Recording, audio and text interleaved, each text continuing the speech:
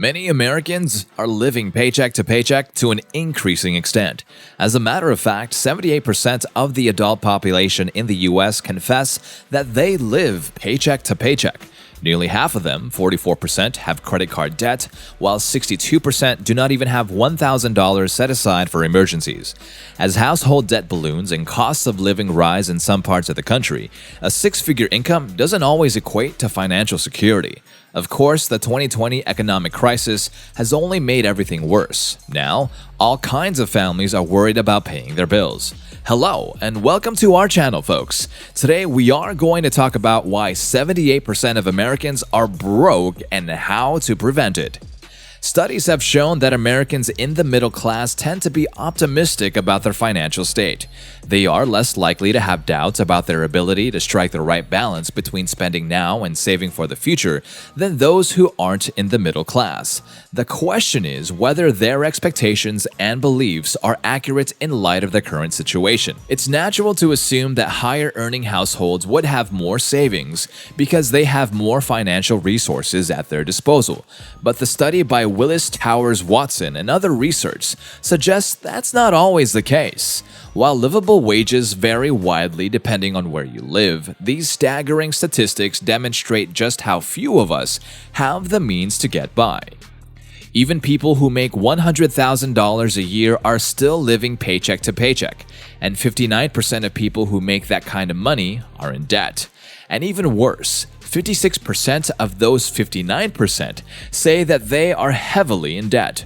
The Federal Reserve's 2018 survey of household economics and decision-making noted that 40% of Americans would have a hard time coming up with $400 to pay for an unexpected expense.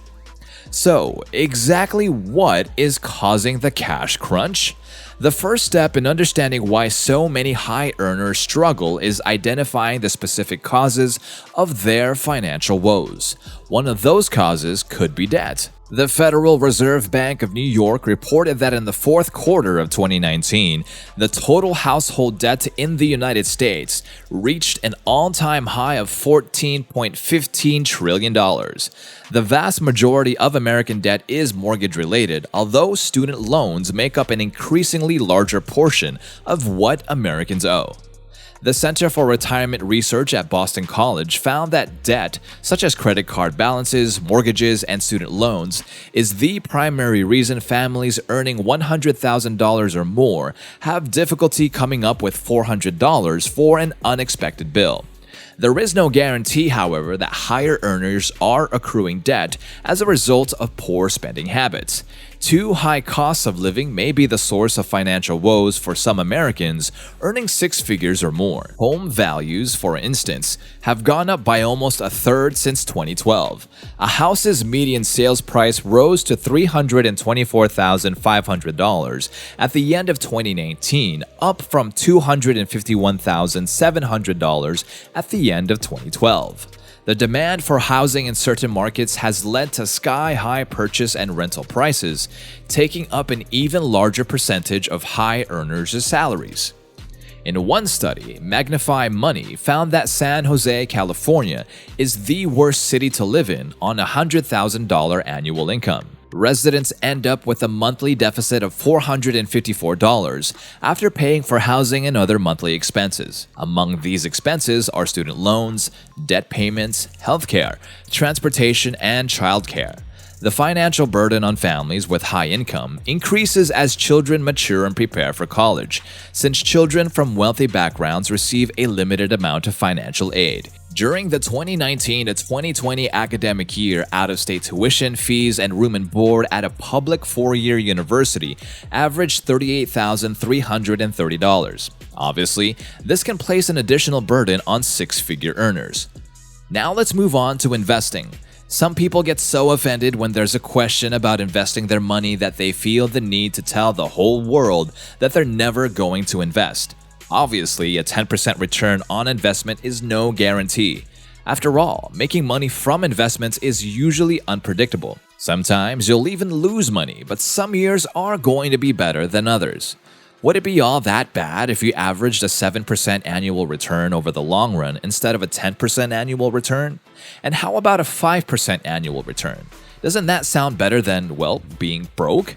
Let's put some numbers into perspective. Suppose you do this whole investing thing for a long time and you don't end up with $1,000,000 because your investments weren't the best, but you do end up with $500,000 or $500,000 sum. Wouldn't that be better than the $0 you have now? Many people might argue that 30 years is a very long time to wait. Well, if you don't want to spend 30 years waiting, then invest more money. Take advantage of your free time by starting a business so you can make more money. You might want to try getting up an hour earlier to get more work done. Remember, you are not going to become rich overnight by investing. The purpose of investing is to use your money in a way that will generate more income. And if you want to earn more money by starting a business, you're going to have to hustle hard. If you want to fast track your way to success, that's 100% possible, but then you will have to make more sacrifices so you can invest more money and earn more income. That's the only way around, unless you hit the lottery. We are now running faster than ever to make as much possible in today's world. To make our mark and to get ahead in life, we compete with those next to us and those at the other end of the continent. So, if you want to stop being broke, this is exactly what you need to do. Number 1. Never spend what you cannot afford just to look good. In these modern times, everyone wants to impress. To look less is not acceptable in certain parts of the globe. Despite some believing that beauty comes from the inside, others believe that it comes from the Chanel you wear and the sports car you drive. For this reason, we spend our paychecks in a department store to impress those who really don't matter. History teaches us that one should never spend beyond their means. When you cannot afford it, you should find alternatives that fit your budget. This is an essential survival mechanism that allows you to save and prevents you from going into debt. Spending excessively can be avoided by letting go of your need to impress. Number 2. Keep your credit cards frozen in your freezer. Nowadays, instead of carrying cash, people carry multiple cards from different banks with different interests in their purses or wallets. Throughout your day, you swipe your card at every purchase with your thoughts focused on the purchase at hand and ignore all the bills you've accumulated. Research indicates that overspending on multiple credit cards is one of the biggest reasons why an individual goes broke. One option is to run away and change your identity, while another is to declare bankruptcy. If you want to avoid either of these, go old school and carry cash instead. This limits your spending power in the moment. When temptation to use your credit card is too great, try freezing it in ice in your freezer. This provides another barrier between you and your next charge. Number 3. Make smart, not impulsive, investments. Investments are a great way to protect your assets and make money. Unfortunately, not all of us know much about investing. Some of us may be great moneymakers, but we do not all have the gift of wise investing. Investing emotionally is no different than gambling. We gamble impulsively, therefore we win big or lose big. To be on the safe side, seek an advisor with experience and knowledge of the stock market or real estate. You should, however, do your own research as well. That way, you'll be confident and equipped with the right knowledge to make smart investments.